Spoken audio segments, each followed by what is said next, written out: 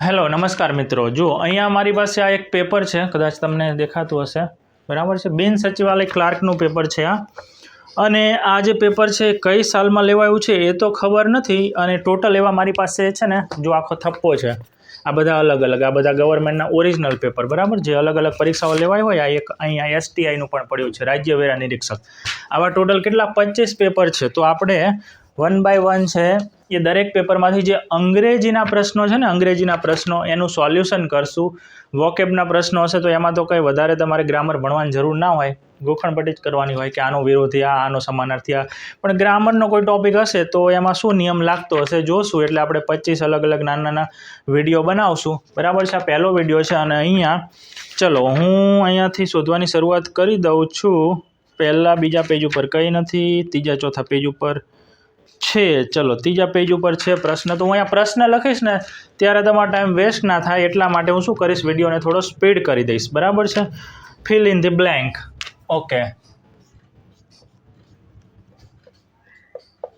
Fill in the blank, ખાલી જગ્યા પૂરો, બ્લેન્ક એટલે ખાલી જગ્યા, ફિલ ઇન એટલે પૂરો, ધ એટલે અહીંયા આપેલી છે એ જ, બરાબર દેખાય તો છે ને, ઓકે, બરાબર દેખાતું હોય એવું લાગતું નથી, કલર બરાબર નથી, વાંધો નહીં।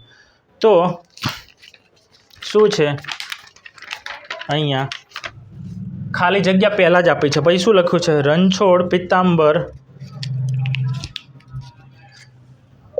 આર, અચ્છા વાક્યની શરૂઆત, ઓકે ઓકે, આનું નામ છે એટલે વાંધો નહીં, RANCHOD, રણછોડ પિત્તાંબર, BER લખ્યું, જોયું આપણે થોડાક દિવસથી પેલું ભણીએ છીએ ને ગુજરાતી નામ અંગ્રેજીમાં લખતા, પણ પિત્તાંબરમાં જો આમ કક્કા બારાખડી પ્રમાણે જોઈએ તો BAR આવે, બરાબર। Is suspected, is suspected by the police, by the police. મિત્રો સૌથી પહેલાં તો આપણે આપેલું વાક્ય છે ને જોઈને આપણને ખબર પડી જવી જોઈએ 2 જ સેકન્ડમાં, ત્રીજી સેકન્ડ જ નહીં। શું ખબર પડી જવી જોઈએ કે આપેલું વાક્ય એક્ટિવ વોઇસ છે કે પેસિવ વોઇસ છે, આવું પણ તમને પરીક્ષામાં પૂછી શકે। એટલે આમ જોવા જઈએ તો કે હું એ રીતે તમને કહીશ કે કોઈ ફક્ત ખાલી જગ્યા પૂરી વાત પતી કે બીજી ખાલી જગ્યા એવી રીતે નહીં, આપણે એને સર્વાંગ સંપૂર્ણ રીતે સમજવાનો પ્રયત્ન કરીશું, જેટલા ગ્રામરના અંદર નિયમો આવી જતા હોય। તો જુઓ તમે અહીંયા જ્યારે પણ ક્રિયાપદનું કોઈ ત્રીજું રૂપ હોય, ઈડીવાળું રૂપ દેખાય, અથવા ઈડી સિવાયનું કોઈ પણ હોય પણ ત્રીજું રૂપ હોય, અને એની આગળ ટુ બીનું કોઈ રૂપ હોય તો એને શું કહેવાય, પેસિવ વોઇસનું વાક્ય કહેવાય। ક્રિયાપદ પેસિવ વોઇસનું હોય એટલે વાક્ય પણ પેસિવ વોઇસમાં છે એવું કહેવાય। હવે ઘણા વિદ્યાર્થીઓને એ જ નથી ખબર હોતી કે ટુ બીના રૂપ કયા કયા છે, તો ટુ બીના રૂપ પણ હું અહીંયા લખી દઉં છું, દેખાય છે, ટુ બી કયા કયા છે, એમ, ઇઝ, આર, એમ અને ઇઝનું ભૂતકાળ શું થાય, વોઝ, આરનું શું થાય, વર, પછી બી, બિંગ અને બીન।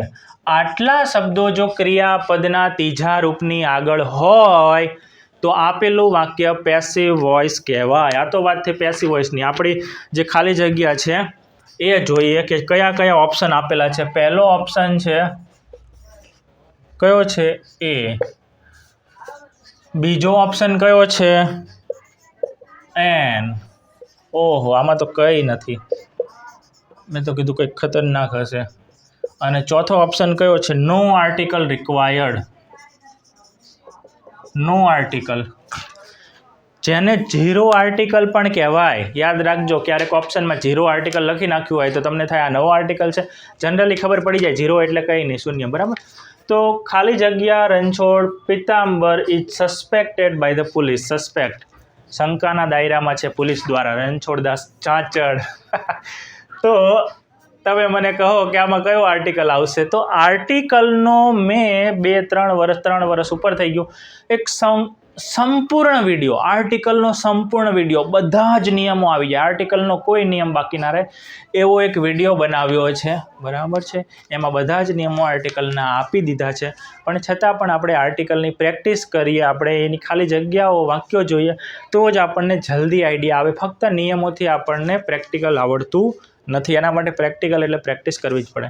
તો આમાં કયું આવશે, એ આવશે, એન આવશે, ધ આવશે. તો આપણને જુઓ, જ્યાં સૌથી પહેલો નિયમ એ યાદ રાખો આર્ટિકલના ઓપ્શન હોય ત્યારે કે આર્ટિકલ હંમેશા નામ અથવા નામયોગી મતલબ શબ્દ સમૂહ છે એની આગળ આવે, બરાબર છે. આર્ટિકલ ક્યાં આવે તો કે કોઈ નામની આગળ આવે અથવા નામનો આખું જે શબ્દ સમૂહ એને અંગ્રેજીમાં નાઉન ફ્રેઝ કહેવાય. નાઉન ફ્રેઝ શીખશું આપણે, બરાબર.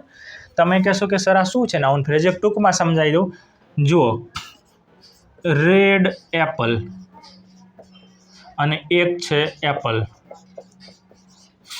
અહીંયા ખાલી જગ્યામાં તમને પૂછે કે આમાંથી કયો આર્ટિકલ આવશે, એ આવશે, એન આવશે, બરાબર. બેમાંથી કોઈ ઓપ્શન આપેલો એ આવશે કે એન આવશે. તો અહીંયા તમે શું લખશો? એ અથવા અ. અને અહીંયા શું લખશો? એન. કેમ? બંને જગ્યાએ એપલ તો છે. તો મિત્રો, જ્યારે કોઈ એક વસ્તુનું નામ હોય ત્યારે એ નામનો ઉચ્ચાર કેનાથી શરૂ થાય છે?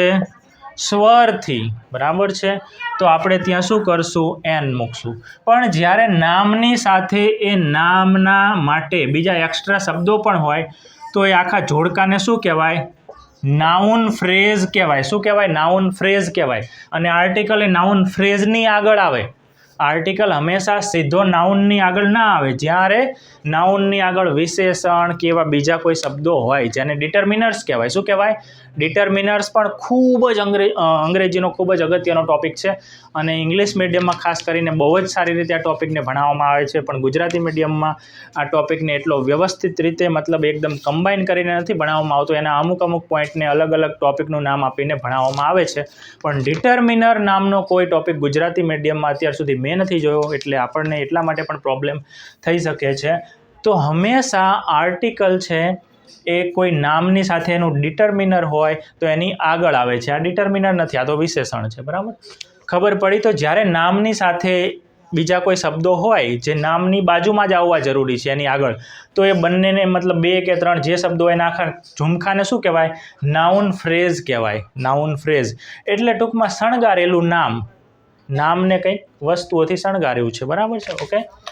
તો અહીંયા આ જે નામ છે આ શું છે? નામ છે. તો નામની આગળ આર્ટિકલ આવે એટલે તો ખાલી જગ્યા આપી છે. પણ આપણે એ પણ જોવાનું નામનો પ્રકાર. એટલા માટે તો આપણે ગ્રામરમાં શું ભણીએ છીએ? ટાઈપ્સ ઓફ નાઉન્સ, હે ને? આપણને એ જ ના ખબર હોય proper noun, common noun, collective noun એવું બધું, તો આપણને આર્ટિકલ મૂકવામાં પ્રોબ્લેમ થઈ શકે છે. રણછોડ, જો કેપિટલ અક્ષર છે રણછોડ, ખબર જ પડી જાય કોઈ વ્યક્તિનું નામ છે તો વ્યક્તિના નામમાં જનરલી કોઈ આર્ટિકલ આવે નહીં. તો ઓપ્શન ડી તમારો સાચો છે. પણ અમુક એવા પણ પ્રશ્નો હોય છે જેમાં લખેલું હોય છે, દાખલા તરીકે એક એવું વાક્ય છે પણ મને એક્ઝેક્ટલી યાદ નથી આવતું. પેલું નથી કહેતા જેમ કે નેપોલિયન ઇઝ ધ ખાલી જગ્યા ઓફ ખાલી જગ્યા, એવું કંઈક હોય છે. જ્યારે ટૂંકમાં હું તમને સમજાવી દઉં એ આવશે ત્યારે કહીશ, કારણ કે મને એ નથી ખબર કે નેપોલિયન છે દાખલા તરીકે એને કોની સાથે સરખાવવામાં આવ્યો છે, અથવા તો સરદાર પટેલને કોની સાથે સરખાવવામાં આવે છે, કઈ વ્યક્તિ જોડે. અચ્છા, હા, યાદ આવી ગયું. ચલો, એક વાક્ય યાદ આવી ગયું છે.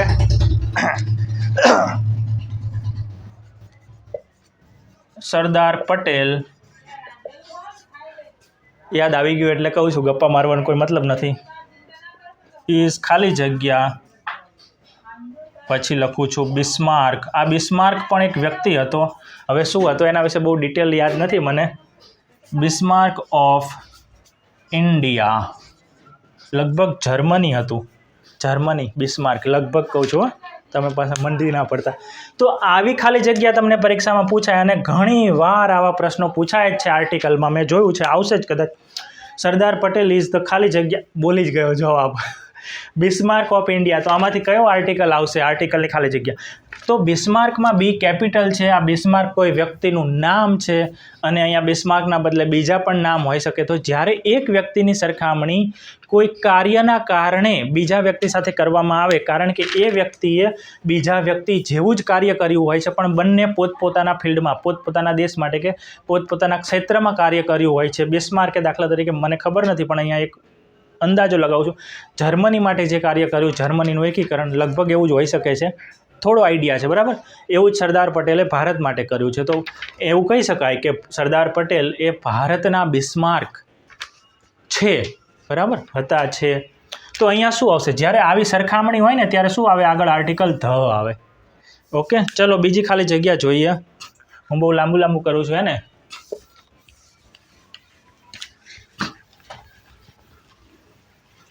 બોર્ડ બહુ ખરાબ થઈ ગયું છે, જુઓ, હવે ભૂંસાશે જ નહીં.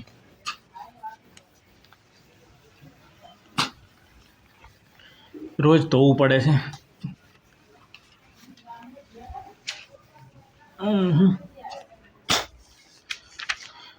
ખબર પડી આમાં તમને?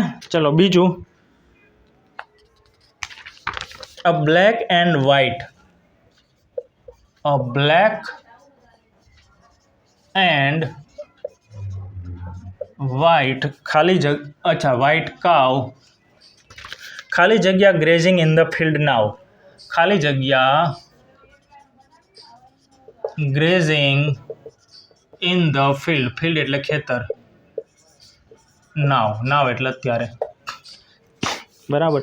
તો અહીંયા ખાલી જગ્યામાં શું આવશે? ઓપ્શન છે is, are, was, were. Is, are, was અને વર. તો ચલો શું આવશે? હવે અહીંયા જુઓ તમે, સૌથી પહેલી વસ્તુ આવી ખાલી જગ્યા. આમાં કેવું છે તમને કહું કે મોટા ભાગનું જે ગ્રામર છે ને એમાંથી સરકારી આ જે પરીક્ષાઓ છે ને એમાં અમુક પ્રકારના જે ટોપિક છે ને રિપીટ જ થઈ રાખે છે, કારણ કે એમને ખબર છે કે આમાં વિદ્યાર્થી કન્ફ્યુઝ થાય છે, કારણ કે આને બહુ સારી રીતે ડિટેલમાં જો ના ભણે ને તો કન્ફ્યુઝન થવાના 100% ચાન્સીસ હોય છે. એટલે ડાયરેક્ટ જોઈને જ આપણી ખાલી જગ્યાઓ સાચી પડે એવા કોઈ ચાન્સ હોતા નથી, જ્યાં સુધી એ ટોપિકની સમજણ ના હોય. એટલા માટે એ લોકો વારંવાર એક ને એક વસ્તુ પૂછે રાખે છે. આવું પણ તમને પૂછાવાના ચાન્સીસ બહુ જ છે અને વારંવાર પૂછતા જ હોય છે. તો ચલો, અહીંયા આપણી પાસે ઇઝ, આર, વોઝ અને વર છે. એટલે મિત્રો ટૂંકમાં જો આ આવી શકે તો આ પણ આવી શકતું હોઈ શકે, અને આ આવે તો આ પણ આવે. ખાલી આ બંને વચ્ચે શું તફાવત છે તમને ખબર હોવી જોઈએ, બરાબર. જેમ કે ઇઝ અને વોઝ વચ્ચે શું તફાવત છે, અને આર અને વર વચ્ચે શું તફાવત. આ ચારેય શબ્દો ક્યાં ક્યાં વપરાય જો તમને ખબર હોય તો આ ખાલી જગ્યા છે એ થોડી ઇઝી પડી શકે છે. પણ ફક્ત આના આધારે નહીં, અહીંયા ખાલી જગ્યા છે ને એમાં કઈ કઈ વસ્તુ ઇમ્પોર્ટન્ટ છે. સૌથી પહેલાં તો ચલો આપણે 1 by 1 ચેક કરીએ અને એ આવે કે ના આવે એની વાત કરીએ, બરાબર છે. સૌથી પહેલી વાત કરીએ ઇઝની. ઇઝ ક્યારે આવે? ઇઝ ક્યારે આવે? ઇઝ છે એ જો કોઈ ક્રિયાપદની વાત થતી હોય. શેની વાત થતી હોય? ક્રિયાપદની વાત થતી હોય તો એ ક્રિયાપદ જો અત્યારે થઈ રહ્યું હોય, એ ક્રિયા અત્યારે થઈ રહી હોય. નાવ એટલે અત્યારની વાત છે. અત્યારની વાતમાં ક્યારે ભૂતકાળના શબ્દો ના આવે. સમજ પડી? જ્યારે વાક્યમાં નાવ હોય ત્યારે વોઝ, વર લખવાનો કોઈ મતલબ નથી. વોઝ, વર એટલે હતું, હતા, હતી, હતો એવું થાય, બરાબર. તો એ નહીં આવે. તો બે ઓપ્શન જ બાકી રહ્યા, ઇઝ અને આર. ઓકે, અહીંયા તમને કહ્યું છે અ બ્લેક એન્ડ વ્હાઇટ. હવે બધાને ખબર હોય બ્લેક એટલે કાળું અને વ્હાઇટ એટલે સફેદ, બરાબર. કાળી અને ધોળી ગાય, કાવ એટલે ગાય, ખેતરમાં અત્યારે ચરી રહી છે. તો અહીંયા તમને કન્ફ્યુઝ કરવા માટે કયો પોઈન્ટ આપેલો છે? કન્ફ્યુઝ કરવા માટે તમને બ્લેક અને વ્હાઇટ, એટલે વિદ્યાર્થી જેને અંગ્રેજી નથી આવડતું અથવા પોઈન્ટ નથી ખબર એવું એ વિચારે કે આ તો એક કાળી ગાય છે અને એક ધોળી ગાય છે, બરાબર. કાવ એટલે બે છે. જો એકથી વધારે હોય તો આર આવે અને એક હોય તો ઈ જ આવે. તો અહીંયા આર આવશે કે ઈ જ આવશે એ નક્કી કરવાનું છે.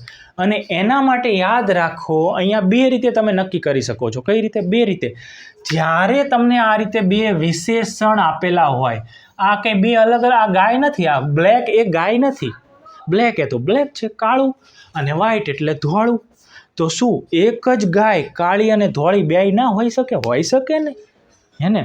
અમુક ગાયનો અમુક શરીરનો ભાગ કાળો હોય, અમુક ધોળો હોય, કાબરચીતરી ગાય હોય, તો એવી પણ હોઈ શકે. એવી પણ વાત હોઈ શકે ગાય એક જ છે કે વધારે છે, નક્કી કરવાનું છે આપણે. જો એક ગાય હોય તો એ જ આવે, વધારે ગાય હોય તો આર આવે. તો કેવી રીતે નક્કી થાય? મિત્રો યાદ રાખો, અહીંયા બે રીતે તમે નક્કી. પહેલું તો કે અહીંયા કાવ લખ્યું છે, COW, કાવ્સ નથી લખ્યું, બહુવચન નથી. તો અહીંયા એક જ ગાય છે.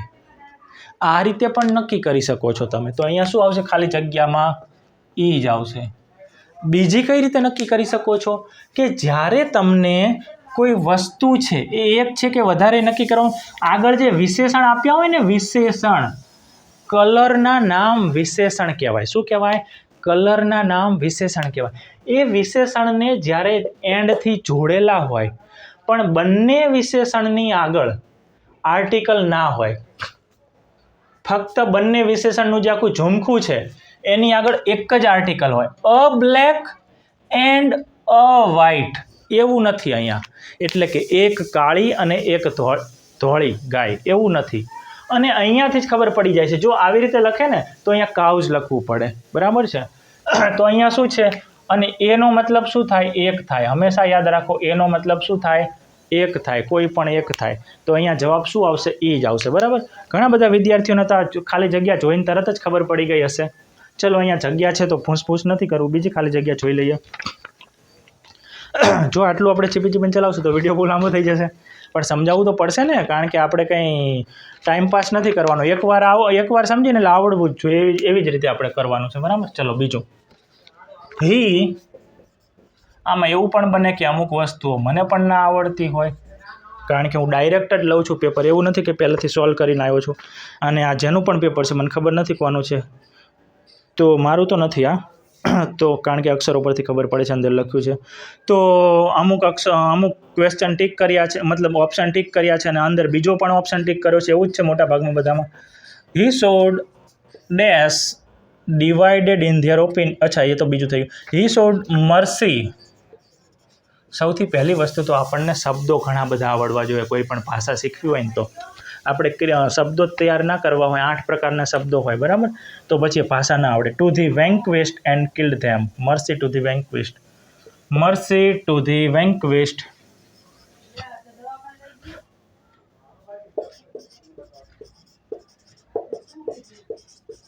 વેન્ક્વિસ્ટ and killed them.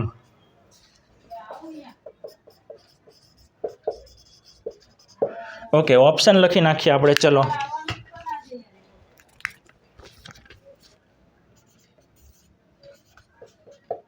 A little, option B the little.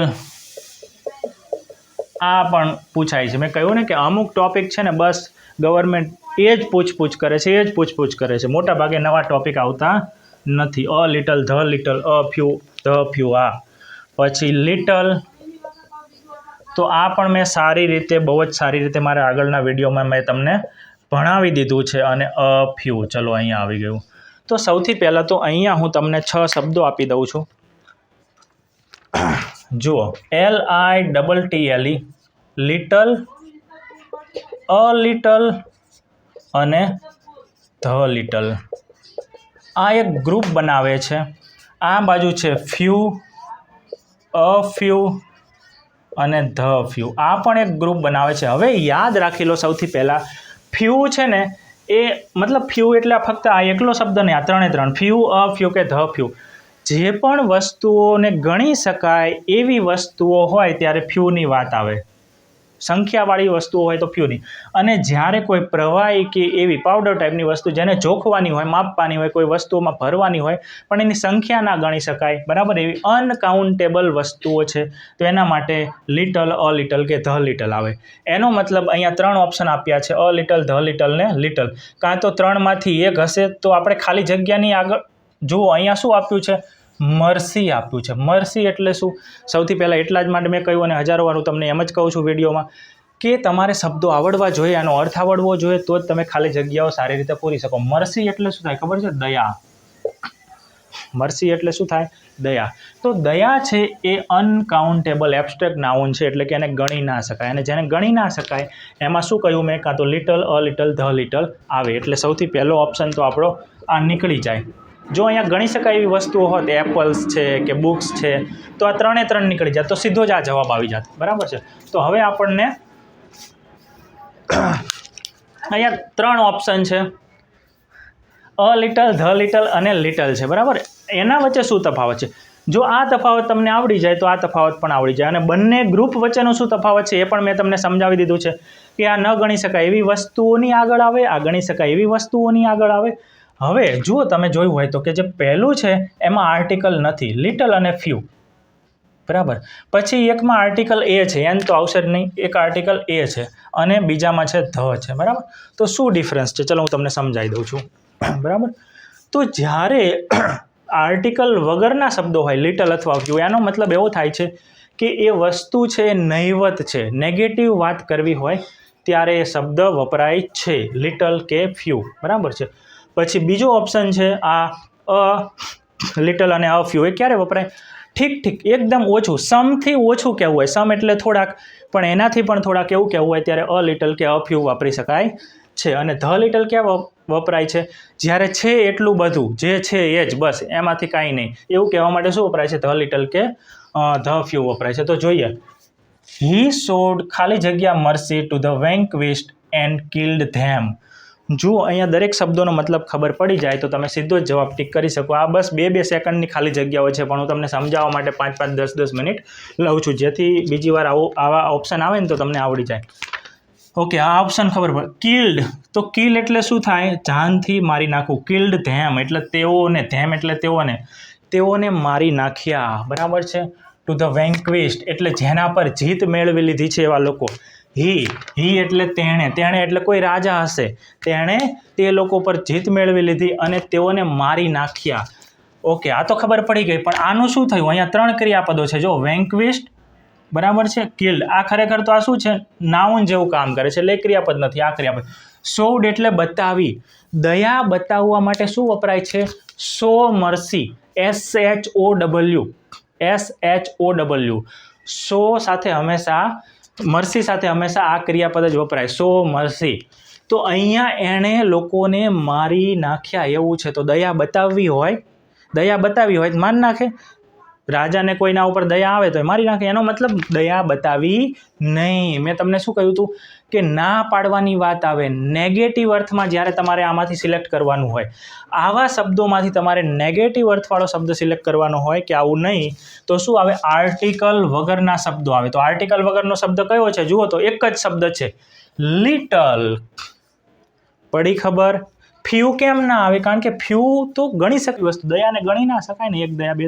તો એણે હી શોડ લિટલ મર્સી એટલે કે નહિવત દયા બતાવી, એટલે કે દયા બતાવી નહીં. આઈ હોપ કે તમને ખબર પડી હશે. ઓકે, એના પછીનું છે, ચલો, કેટલા મિનિટનો વિડીયો થયો છે? 22 મિનિટ થઈ ગઈ છે. ઓકે, સારું, એક કામ કરીએ, અહીંયા મેં તમને જે કેટલી ખાલી જગ્યાઓ, 1, 2 અને 3 જ ખાલી જગ્યાઓ કરાવી ને. ઓકે, 22 મિનિટમાં ઘણું બધું થઈ ગયું છે. આના પછી આ જ છે, એમાંથી હું ખાલી જગ્યાઓ લઈશ, એક પેપરને ઘણા બધા પાર્ટમાં, કારણ કે આપણે થોડું વધારે લાંબુ અને ડિટેલમાં ભણી રહ્યા છીએ એટલે વાર લાગી રહી છે, એટલે મારે લાંબા વિડીયો નથી બનાવવા, એટલા માટે આ 22 મિનિટમાં 3 ખાલી જગ્યા રાખું છું. આના પછી આ જ પેપરની હું આગળની ખાલી જગ્યાઓ લઈશ. ઓકે, તો ત્યાં સુધી Tata, bye bye, C you.